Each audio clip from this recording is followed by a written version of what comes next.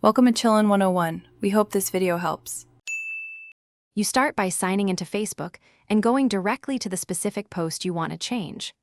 Once there, make sure you're using the account that owns or manages the post. You'll see a 3 dots menu on the post or a small control. Tap it now.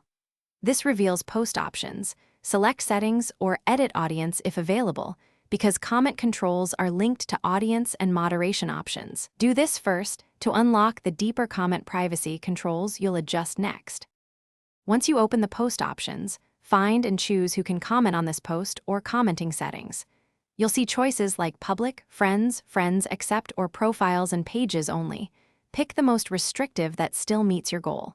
If you need granular control, select custom lists or restricted and add specific people or lists.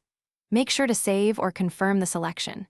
Facebook applies settings immediately to that post, so check comments to confirm unwanted users are blocked from comment. You finish by refreshing the post and verifying the new comment permissions, ideally using a second account or asking a friend to test. If you still see issues, use page moderation tools, add keywords to comment filters, or block specific users. If the Who Can Comment option is missing, make sure the app is updated, the post type supports comment limits, and you have required admin rights. If problems persist, log out and back in. This often forces the settings to sync across devices.